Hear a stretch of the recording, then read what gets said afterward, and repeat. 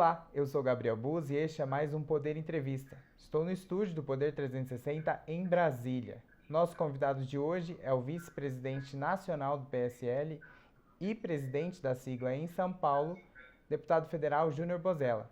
Ele está conosco por videoconferência. Deputado, seja muito bem-vindo a mais essa entrevista do Poder 360. Gabriel, prazer falar com você e todos os amigos que nos acompanham através do Poder 360. Uma alegria. Deputado, eu gostaria de começar conversando com o senhor sobre as manifestações do final de semana que ocorreram, convocadas ali por partidos de oposição. Como que o senhor vê esse movimento?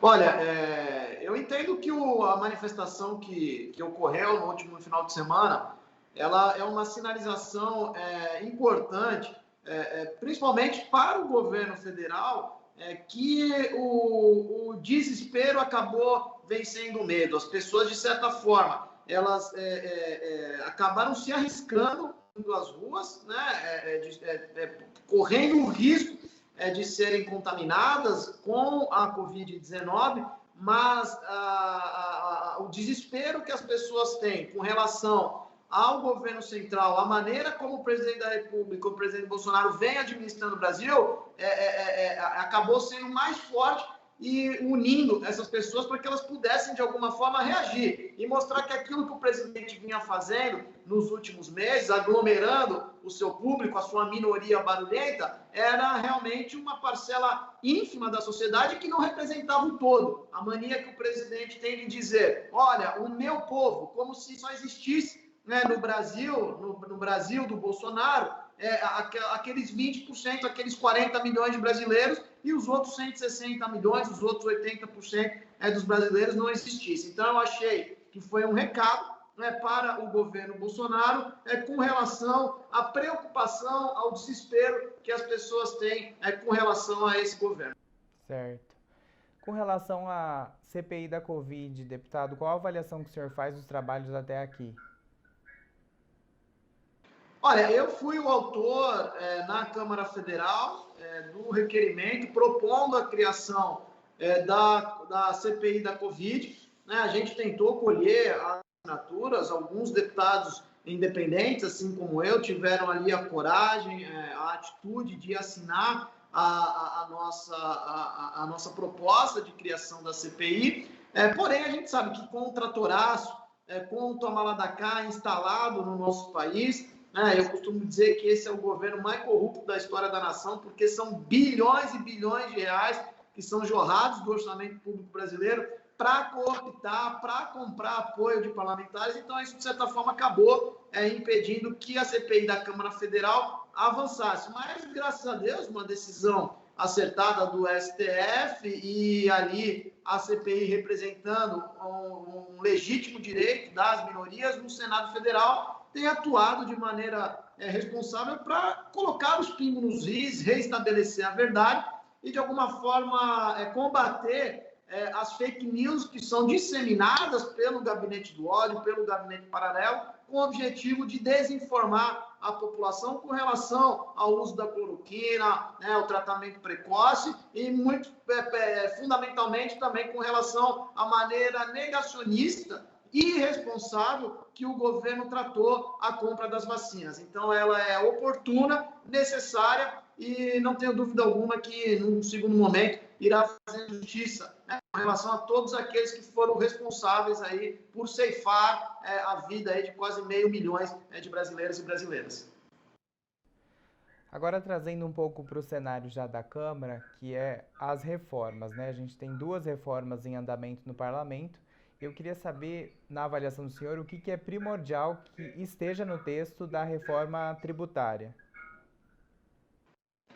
Olha, eu tenho, como de costume aqui, fazer algumas observações que o governo central ele não se preocupou com as reformas estruturantes que o Brasil necessita. Eu sou defensor da reforma tributária, sou defensor da reforma administrativa, desde que ela seja justa, equilibrada e não prejudique o servidor de carreira, né? Que ela possa realmente valorizar o servidor e tirar os privilégios, né? E não comprometer a grande massa dos servidores públicos no nosso país, que muitos deles estão na linha de frente, como na área de saúde, na área de educação, e nós precisamos valorizar o servidor. Porém, o governo perdeu uma oportunidade muito grande de concluir essas reformas. Digo isso em 2019, onde logo após a eleição o governo Bolsonaro vivia um momento de lua de mel com a população brasileira, e a própria reforma da Previdência mostrou a maneira como o governo deu de ombros aí com relação às reformas que eram estruturantes para o país. A reforma da Previdência levou quase 11 meses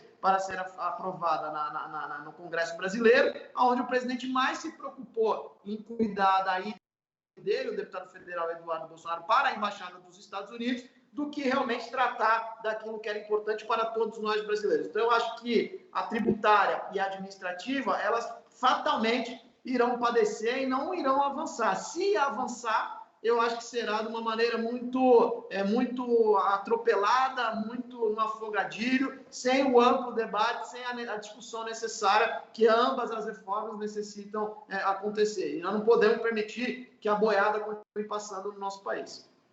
O senhor acha, então, que não tem condições da Câmara e do Senado aprovarem nenhuma das reformas ainda em 2021? Eu acho muito difícil as reformas tramitar, porque primeiro que eu não vejo uma boa vontade do governo nesse sentido. Eu vejo o governo muito preocupado com o seu processo de poder, né? Com o seu processo de reeleição.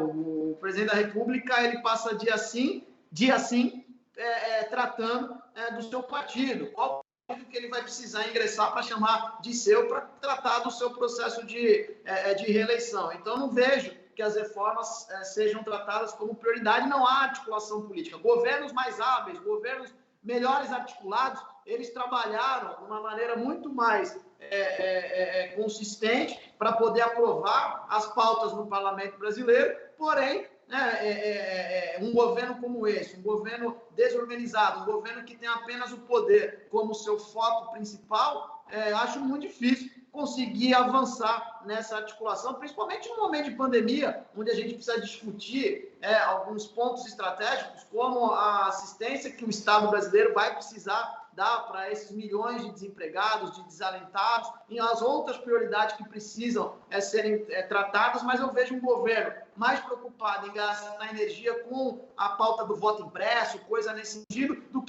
eventualmente com a melhora do auxílio emergencial, a assistência que o Estado brasileiro precisa dar para os desempregados e os desalentados, e também as reformas que eu julgo estruturantes e necessárias para o desenvolvimento da economia do país, que é a reforma administrativa e também a reforma tributária. Porém, acredito que no meio dessa confusão, dessa maneira como o governo central se apresenta para fazer articulação política no nosso país, não vejo com otimismo as duas reformas avançarem no parlamento brasileiro nos próximos meses. Certo. Então, nem, por exemplo, em 2022 o senhor acharia mais difícil ainda, porque aí é ano eleitoral, né?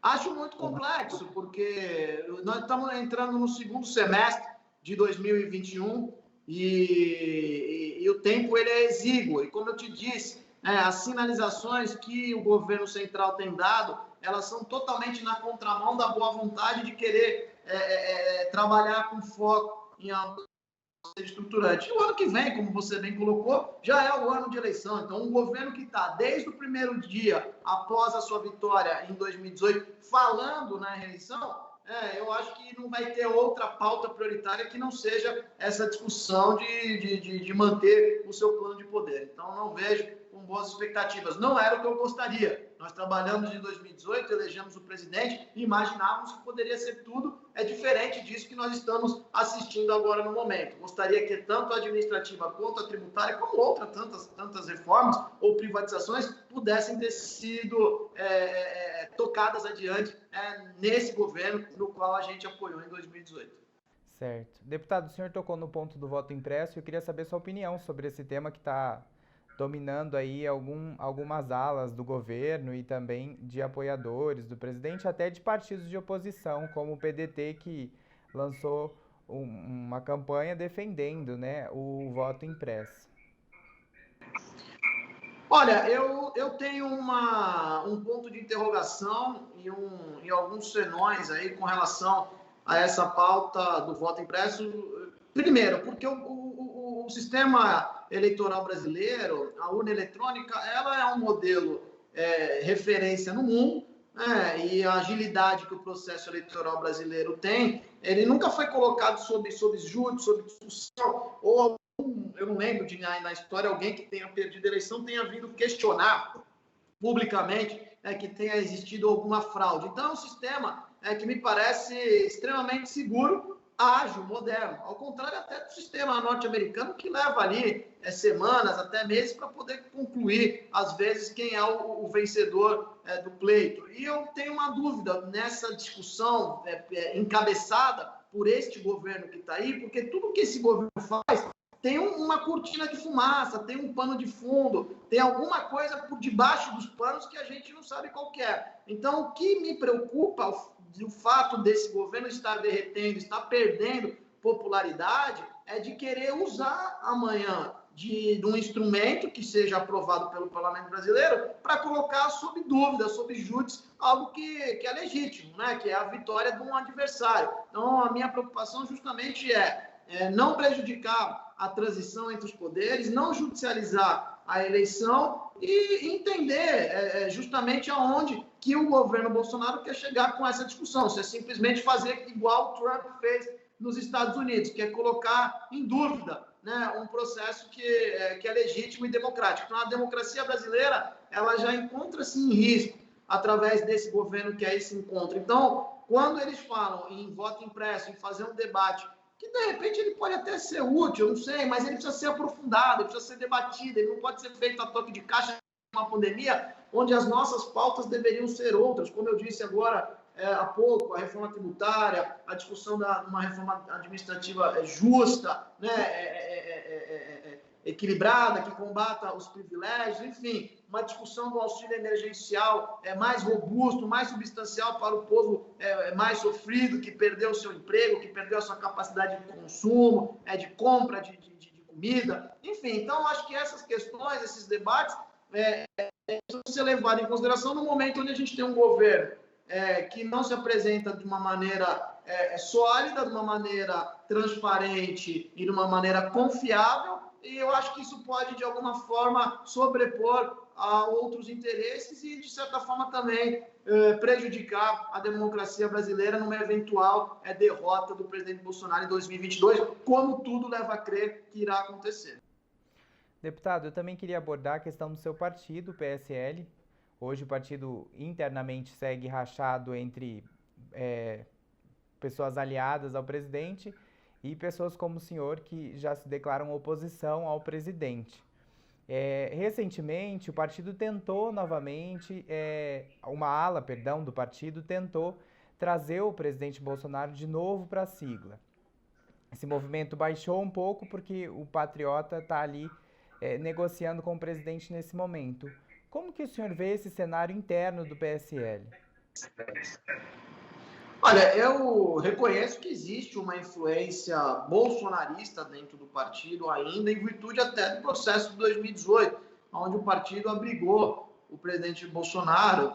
Só que o PSL existe há mais de 20 anos, é um partido extremamente democrático, liberal, muito bem comandado, conduzido pelo nosso presidente nacional, o deputado Luciano Bivar, que é um homem que dispensa aí qualquer tipo de elogio, de comentário, de defesa, porque a sua própria história, trajetória, currículo fala por si só. Eu sempre fui um defensor do presidente Bivar, porque eu acreditei que ele foi, tenho a certeza que ele foi injustiçado naquele racha, naquela briga, onde o Bolsonaro queria tomar de assalto o comando do PSL, né?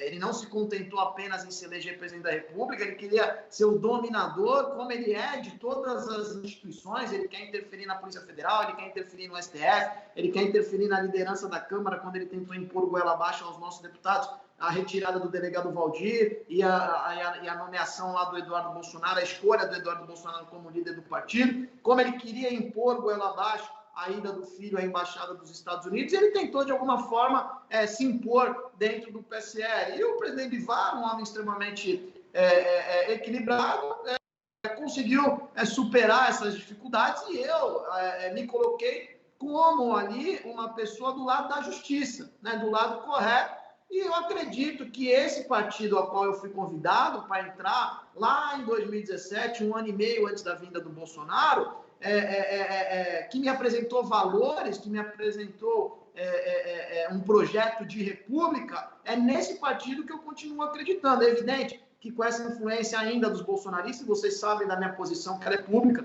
eu assinei o pedido de expulsão de 20 deputados federais do PSL, que são bolsonaristas.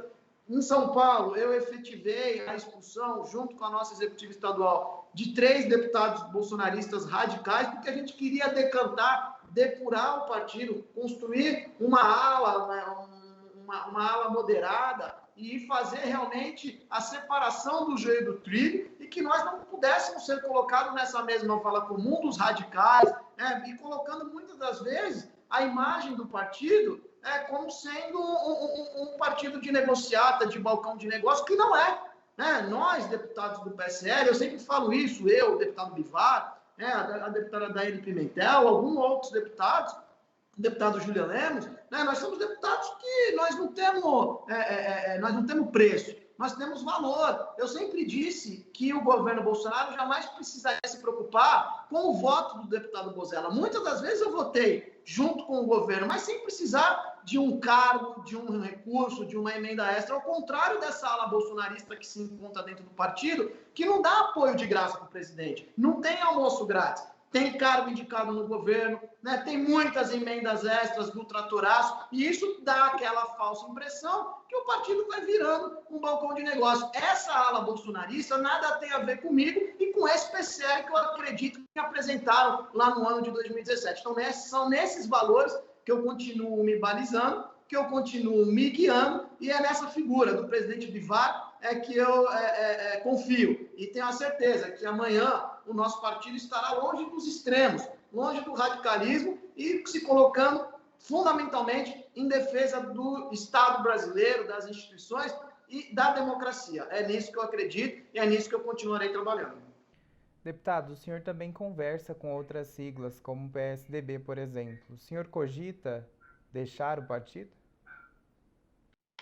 Olha só, eu sempre me coloquei ao lado dos municípios, dos prefeitos, dos vereadores. Fui vereador, fui secretário municipal, vivi uma experiência no Executivo Federal, fiquei na suplência de deputado estadual pelo PSDB, na época, em 2014, com 50 mil votos. Depois dessa eleição, fui convidado pelo PSL, pelo meu capital político, um partido que não tinha quase nenhum deputado federal, não tinha grandes perspectivas de poder, não tinha fundo eleitoral, tem televisão, e eu tinha proposta de uma série de outros partidos. É por isso que eu digo que eu não tenho preço, eu tenho valor, São valores, que eu levo em consideração. Então, quando eu tenho uma relação muito de reciprocidade com o Palácio dos Bandeirantes, no sentido de ser atendido pelo governador João Dória, que também é um governo municipalista, que atende aos nossos prefeitos indistintamente, não importando se é do PSL, se é do PSDB, enfim, se é do MDB, isso realmente me deixa muito confortável na relação republicana, e eu atendendo a pauta do nosso mandato. A partir do momento que o PSL continua contaminado por deputados bolsonaristas, eu tenho essa posição muito bem definida. Eu confio no presidente Bivar e confio nessa legenda, mas trabalho muito para que o partido seja decantado, depurado, e que a gente não precise conviver com pessoas que, na minha opinião, não contribuem para a política, não contribuem para o Estado democrático, não contribuem para a sociedade brasileira, deputados anarquistas, deputados radicais, deputados que usam da lacração na internet, da disseminação da fake news. Eu que ajudei a desmantelar o gabinete do ódio aqui em São Paulo, através desses deputados bolsonaristas que usavam dinheiro público para poder patrocinar esse braço do gabinete do ódio no horário de trabalho, do expediente, onde teve a quebra dos IPs, que a polícia invadiu os gabinetes na Assembleia. Então, todo esse trabalho que a gente produziu aqui em São Paulo foi justamente para separar o joio do trigo, como eu te disse, para não nos colocar nessa mesma vala comum. Então, é nessa direção que eu trabalho, para que o PSL seja esse partido que me foi apresentado lá atrás e que a gente continua lutando, trabalhando dentro das liberdades, dentro da democracia. O presidente Bivar é muito respeitoso para com todos os pares estão no partido. Agora, eu já sou um pouco mais, talvez pela minha jovialidade, talvez pela minha idade, pelo meu jeito mais objetivo de ser, com relação a esses deputados que eu não compactuo com a sua maneira de fazer política, que na ponta não entregam resultado nenhum, não tem ações legislativas e muito menos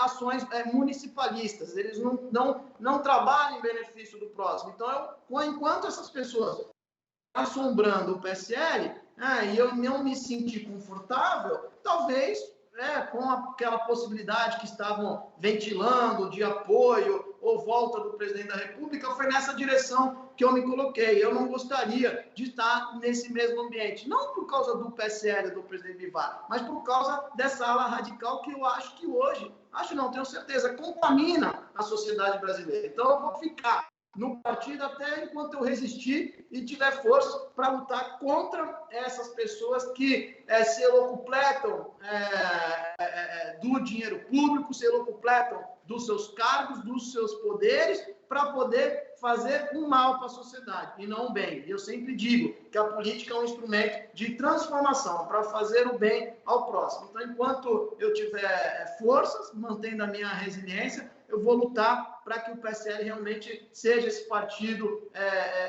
moderado, equilibrado, que trabalha a favor do povo brasileiro. Gosto muito do partido, não pretendo sair do partido, porém, aquilo que eu te digo, a gente vai ter que achar um caminho e convergir de forma democrática, de forma liberal, mas sempre não nos permitindo que sejamos colocados na mesma vala comum desses deputados que exigem emendas extras, que exigem cargos, que fazem balcão de negócio para poder apoiar um governo que eu não compactuo, um governo que eu não concordo, né? Um presidente da República que tem um negacionismo como sua marca principal. Deputado, houve algumas semanas um diálogo com o ex-governador de São Paulo, Geraldo Alckmin, para tentar trazer ele ao PSL. Esse diálogo ainda está aberto? Do Geraldo Alckmin, você perguntou, Isso, né? Olha só, o partido como um todo, né? Eu acho que, como eu disse, nós temos uma pauta muito liberal e a gente tem um sentimento de se afastar dos extremos. Eu tenho uma ótima relação com os Palácios dos Bandeirantes, com o João Dória, com o Rodrigo Garcia. Agora, nós somos um partido político, nós temos uma autoridade máxima no partido, que é o deputado Luciano Bivar. Nós temos também a figura do doutor Rueda, que é o advogado, é mais um dos vice-presidentes do partido, e essa discussão nós temos aí, nós estamos procurando fazer em quatro mãos sobre qual será o melhor caminho que o PSL de São Paulo irá tomar na eleição de 2022. Nós tínhamos ali a presença do senador Major Olímpio, que com a sua infeliz ausência não nos permitiu mais alavancar a questão da candidatura própria, né, com as pessoas que já estavam no PSL. Conversamos com a deputada Pascoal para ver o interesse dela, o sentimento, o desejo da disputa ao cargo do governo do Estado, mas ela externou o seu sentimento de disputar o Senado. Então, nós estamos conversando com o Arthur Duval, né, o Mamãe Falei, com o ex-governador Geraldo Alckmin, enfim, com o próprio Rodrigo Garcia, para entender qual será o melhor caminho que o PSL no Estado de São Paulo irá definir. Mas tudo isso, obviamente, sob a égide, sob a interpretação, a orientação e a recomendação da nossa executiva nacional, do presidente Bivar, nossa, né, a minha opinião e, obviamente, também a do doutor Rueda. E há uma conversa para tentar afiliar o Geraldo Alckmin ao PSL? Ou seria só um apoio, um possível apoio? Olha, eu acho que o Geraldo tem um lastro importante, foi um bom governador, tem aí uma capilaridade. Eu, enquanto paulista, né, eu reconheço, fui governado, né, sou cidadão, fui governado pelo Geraldo, que foi um excelente governador, e a gente sabe que no interior do estado as pessoas têm um carinho muito grande. E eu acho que para os partidos, você ter uma figura como Geraldo seria algo enobrecedor, seria algo importante, de valor. Agora, ele também tem o seu problema a ser debatido lá no seu partido, no PSDB, que também as pessoas o valorizam, querem a sua participação. Eu acho que eles primeiro precisam resolver a sua questão interna, para depois fazer esse debate. A gente tem dialogado, tem conversado dessas possibilidades da manhã. O governador, se não estiver mais no PSDB, o ex-governador Geraldo Alckmin, ele, de repente, se filiar a um partido como o PSL, que é um partido liberal democrático, mas uma das colocações que me foi observada dentro dessa discussão é o partido transmitir essa imagem mais depurada, né? Um pouco mais distante aí desses extremos, desses radicais. Obviamente, isso contabiliza a não presença desses bolsonaristas. Deputado, qual o nome que o senhor defende para concorrer dentro do PSL ou de outra sigla na eleição presidencial de 2022? Olha, eu acredito que dentro do nosso partido, da nossa bancada, da nossa executiva nacional, existem várias correntes. Acho que cada um tem um sentimento. O meu sentimento é muito definido. Eu sei aonde eu não quero estar, né? Eu acredito que os extremos não sejam o melhor caminho para o partido se apoiar, né? Eu acho que nós servimos ali, em 2018, de um ambiente favorável, que deu uma segurança jurídica para o presidente Bolsonaro, mas que nos frustrou dentro das expectativas que foi criada em todos nós brasileiros. Lógico que você tem uma massa aí da população, uma minoria ainda que acaba, de certa forma, idolatrando o presidente, que continua seguindo e apoiando. Eu defendo não estar, obviamente, mais nesse projeto. E trabalho para que uma terceira via possa ser formada. E a gente encontrar um nome, um partido como o nosso, que tem, como eu te disse, que tem valores, um partido que não tem preço.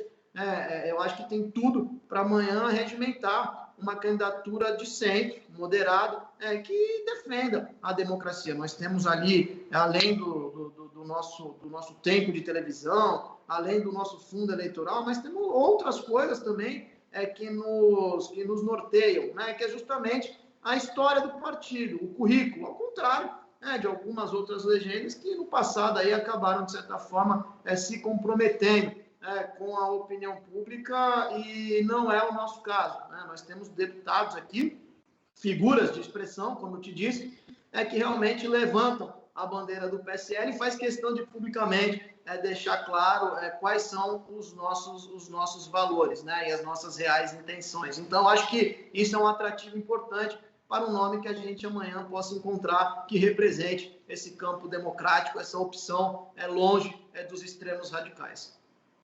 O senhor tem desejo pessoal por algum nome?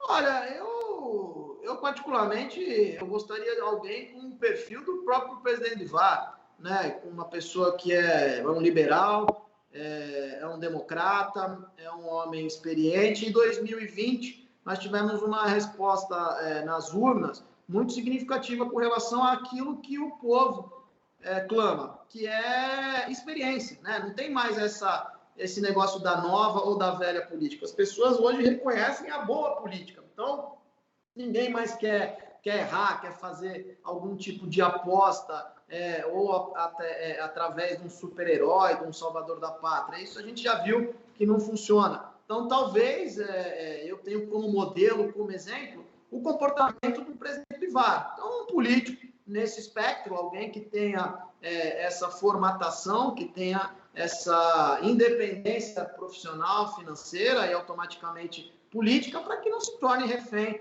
de um processo combalido, de um processo contaminado e muitas das vezes corrupto, que é o processo político brasileiro. E a gente que lutou para combater o sistema acabou voltando mais forte ainda nessa eleição. Então, é nessa linha, nesse norte que eu tenho procurado identificar uma figura com essa referência, com esse exemplo. Existem bons nomes, né? Existem pessoas com essas características, mas eu acho que isso ainda precisa ser debatido, aprofundado, como o próprio Mandetta. Eu acho que nomes que têm se apresentado no cenário nacional, enfim, o próprio governador João Dória, pessoas que estão no centro democrático aí da discussão. Eu acho que isso é uma coisa que nós, agentes políticos, agentes partidários, vamos fazer nos próximos meses de uma maneira bastante aprofundada para encontrar essa solução que 52% dos brasileiros, apontada aí pelas pesquisas, estão aguardando, que é nem a extrema esquerda e nem a extrema direita. Deputado, muito obrigado por sua entrevista, por ter aceitado o nosso convite. Nós agradecemos a você que ficou nos assistindo até agora. Não se esqueça de se inscrever em nosso canal, deixar o seu joinha e ativar as notificações. Eu sou Gabriel Bus e até a próxima.